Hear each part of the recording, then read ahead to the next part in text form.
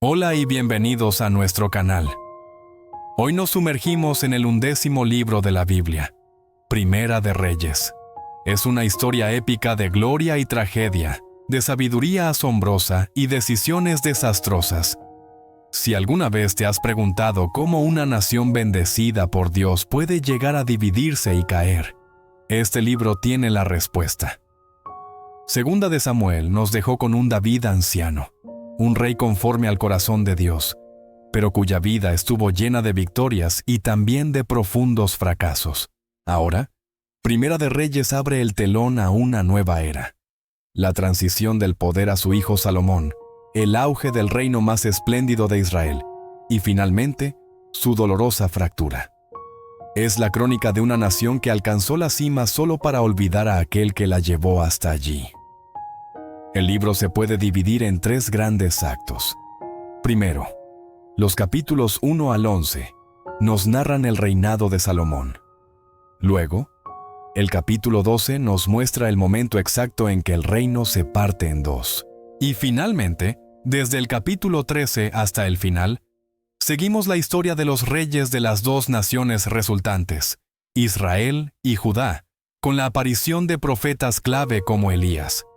El mensaje central es claro y contundente. La bendición de Dios está directamente ligada a la fidelidad a su pacto. Cuando los líderes y el pueblo obedecen, experimentan paz y prosperidad. Pero cuando le dan la espalda, las consecuencias son inevitables. La historia comienza con las intrigas palaciegas en los últimos días de David. Entre tensiones y rivalidades por el trono, su hijo Salomón es finalmente proclamado rey. Antes de morir, David le da un último consejo. Gobierna con justicia y, sobre todo, nunca te apartes de los mandamientos de Dios. Salomón inicia su reinado con una humildad sorprendente.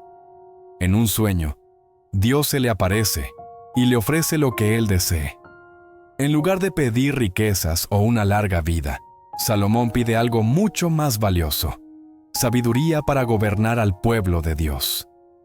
A Dios le agrada tanto esta petición, que no solo le concede una sabiduría sin igual, sino también riquezas y honor, como ningún rey antes que él.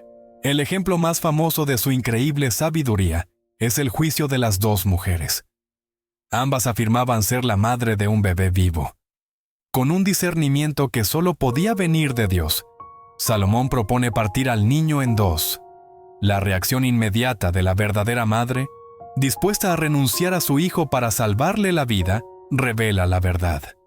Toda Israel quedó asombrada, reconociendo que la sabiduría de Dios estaba en su rey. Pero el momento culminante del reinado de Salomón es, sin duda, la construcción del Templo de Jerusalén.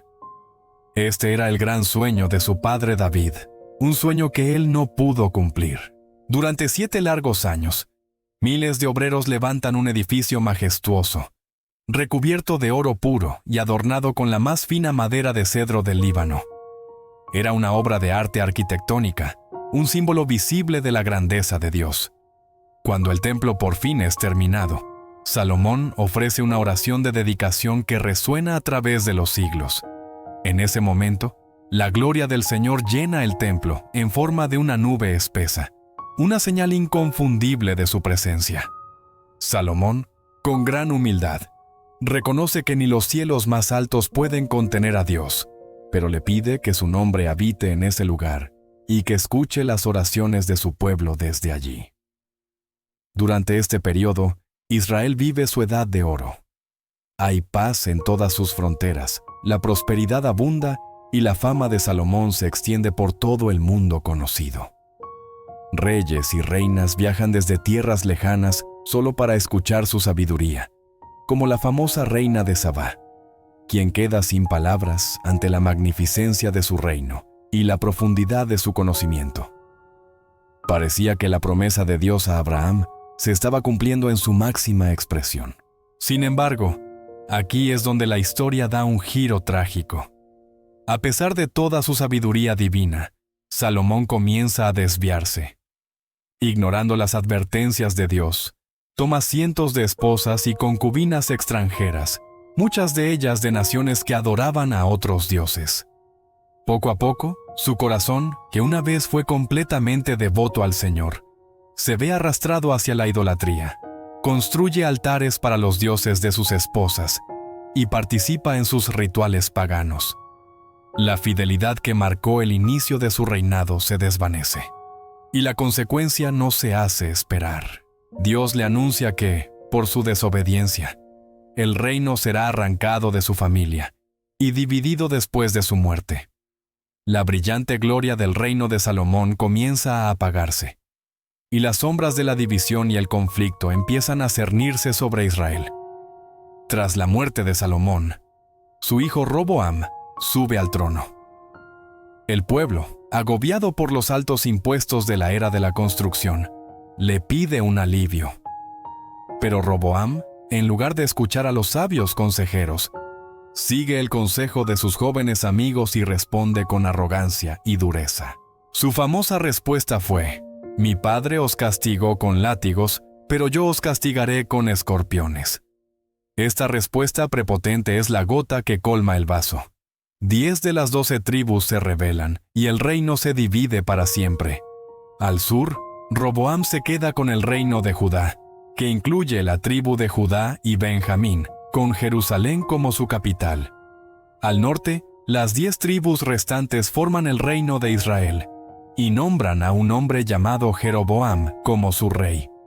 Jeroboam, temiendo que su pueblo viajara a Jerusalén para adorar en el templo y regresar a su lealtad a Roboam, toma una decisión fatal. Para evitarlo, crea su propia religión estatal. Manda hacer 2 becerros de oro y los coloca en los extremos de su reino, en Betel y Dan. Y le dice al pueblo: «Israel, estos son los dioses que te sacaron de Egipto». Con este acto, establece un patrón de idolatría y pecado que marcará la trágica historia del reino del norte hasta su destrucción. Pero en medio de esta oscuridad espiritual y decadencia política, Dios no permanece en silencio. Levanta profetas, hombres valientes que se convierten en su voz para recordar al pueblo y a sus reyes las condiciones del pacto. El más destacado y dramático de todos es Elías. Elías aparece en escena durante el reinado de Acab, posiblemente el peor rey de Israel, y su malvada esposa Jezabel, una ferviente adoradora de Baal. Elías, un hombre de fe inquebrantable, desafía a los 450 profetas de Baal a una confrontación épica en el Monte Carmelo. ¿Quién es el verdadero Dios? ¿Baal o el Señor? Ambos construirían un altar, pero solo el Dios verdadero respondería con fuego del cielo. Los profetas de Baal claman y se lastiman durante horas, pero no ocurre nada. Entonces, Elías repara el altar del Señor, lo empapa de agua 3 veces y hace una oración sencilla y poderosa. Inmediatamente, fuego del cielo cae y consume no solo el sacrificio, sino también la leña, las piedras y hasta el agua de la zanja. El pueblo, asombrado, cae rostro en tierra y clama: «El Señor es Dios, el Señor es Dios». A pesar de esta victoria milagrosa, la reina Jezabel no se arrepiente. Al contrario, jura matar a Elías. El gran profeta, agotado y temeroso, huye al desierto, sintiéndose solo y derrotado. Allí, en su momento más bajo, Dios se encuentra con él de una manera inesperada. No está en el viento poderoso, ni en el terremoto, ni en el fuego, sino en un silbo apacible y delicado, un susurro suave. Dios le enseña a Elías que su presencia no siempre se manifiesta en grandes espectáculos, sino en la intimidad y la cercanía. Entonces, ¿cuál es el mensaje de Primera de Reyes para nosotros hoy? Es una historia de enormes contrastes: sabiduría y necedad, fidelidad y pecado, gloria y ruina. Nos muestra cómo incluso el reino más bendecido puede desmoronarse cuando sus líderes y su gente se alejan de la verdad. El templo, ese magnífico símbolo de la presencia de Dios, se convierte en un recordatorio de que la verdadera adoración no reside en edificios imponentes, sino en corazones obedientes y fieles. Y aquí es donde vemos la conexión con Jesús. Salomón, con toda su sabiduría, no pudo salvar a su pueblo del pecado. De hecho, él mismo cayó. Jesús, el verdadero Hijo de David, vino como el Rey de sabiduría perfecta. Él no construyó un templo de piedra, sino que hizo de su propio cuerpo el nuevo y definitivo templo, donde habita toda la plenitud de Dios. Mientras los reyes de Israel fallaron uno tras otro, Jesús reina con justicia eterna, cumpliendo perfectamente todas las promesas del pacto. Primera de Reyes termina con el ministerio de Elías en pleno apogeo, y con un reino dividido, debilitado y espiritualmente enfermo. La historia no termina aquí. Nos deja en suspenso, preparando el escenario para lo que vendrá en el libro de Segunda de Reyes, donde seremos testigos del juicio final sobre Israel y Judá. En conclusión, este libro es tanto una advertencia como una promesa. Nos advierte que la desobediencia siempre conduce a la ruina, pero también nos promete que Dios nunca abandona su plan de redención. Aunque los reyes humanos fallen, Él permanece fiel. La historia de Primera de Reyes nos invita a levantar la vista más allá de los líderes imperfectos de este mundo y a poner nuestra fe en el verdadero Rey, lleno de sabiduría, justicia y poder: Jesucristo. Gracias por acompañarnos en este viaje a través de Primera de Reyes. Si te ha gustado este video, no olvides darle a me gusta, suscribirte y activar la campanita para no perderte nuestros próximos estudios. Nos vemos en el próximo video.